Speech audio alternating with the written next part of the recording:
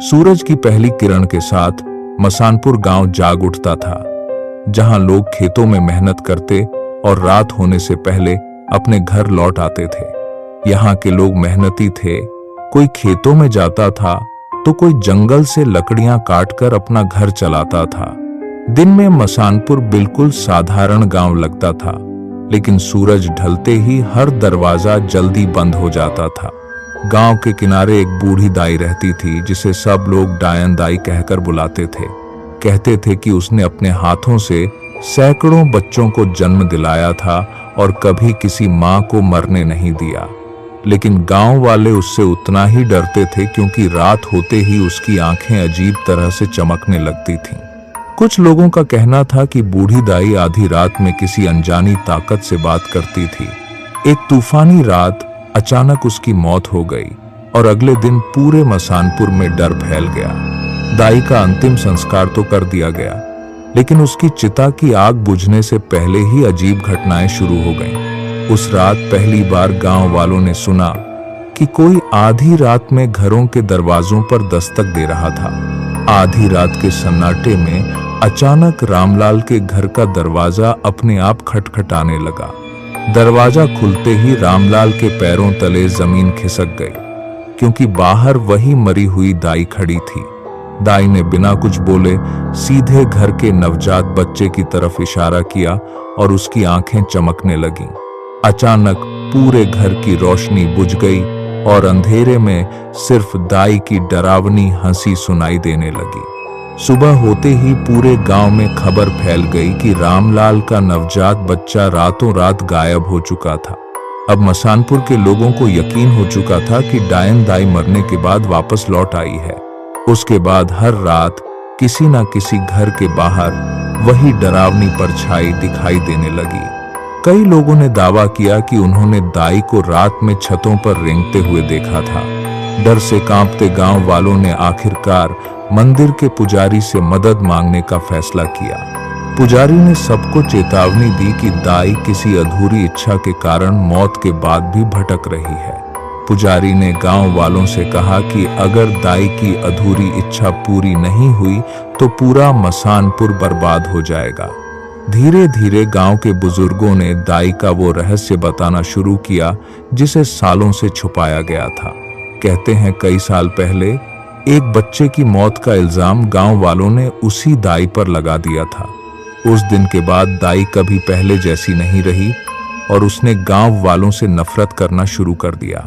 अब हर गुजरती रात के साथ मसानपुर में बच्चों के गायब होने की घटनाएं बढ़ती जा रही थीं।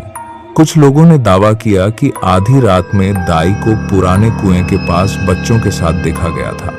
गांव का एक बहादुर लड़का श्याम सच जानने के लिए अकेले उस पुराने कुएं तक पहुंच गया। श्याम ने अपनी आंखों से देखा कि दाई खाली गोद में किसी बच्चे को झुलाने की कोशिश कर रही थी। अचानक दाई ने अपना सिर घुमाया और उसकी सफेद आंखें सीधे श्याम पर टिक गईं। अगले ही पल दाई हवा में उड़ती हुई श्याम के पीछे दौड़ने लगी और पूरा जंगल उसकी चीखों से गूंज उठा। भागते भागते श्याम जंगल के बीच गिर पड़ा और तभी उसे अपने पीछे किसी के भारी कदमों की आवाज सुनाई दी। श्याम ने कांपते हुए पीछे देखा तो दाई उसके बिल्कुल सामने खड़ी थी और उसकी आंखों से खून बह रहा था। उसी समय मंदिर में बैठे पुजारी को एहसास हुआ कि दाई अब किसी की जान लेने वाली है। पुजारी गांव वालों को लेकर तुरंत जंगल की तरफ दौड़ा, जहां से श्याम की चीखें सुनाई दे रही थीं। जब गांव वाले वहां पहुंचे तो दाई हवा में श्याम का गला दबाए खड़ी थी। पुजारी ने मंत्र पढ़ते हुए पवित्र भस्म दाई पर फेंकी और पूरा जंगल उसकी चीख से कांप उठा। पहली बार दाई के चेहरे पर गुस्से की जगह दर्द दिखाई दिया, जैसे वह कुछ कहना चाहती हो। पुजारी को समझ आ गया कि गांव वालों के अन्याय ने ही दाई की आत्मा को राक्षस बना दिया था। पुजारी ने गांव वालों से कहा कि जब तक वे अपने पाप स्वीकार नहीं करेंगे तब तक यह श्राप खत्म नहीं होगा। डर से कांपते गांव वालों ने पहली बार दाई से माफी मांगी, लेकिन तभी कुएं के अंदर से किसी बच्चे के रोने की आवाज आने लगी। कुएं के अंदर से आती बच्चे की रोने की आवाज सुनकर पूरे मसानपुर के लोगों के रोंगटे खड़े हो गए। अचानक कुएं के काले पानी से छोटे छोटे हाथ बाहर निकलने लगे, जैसे कई बच्चे मदद मांग रहे हों।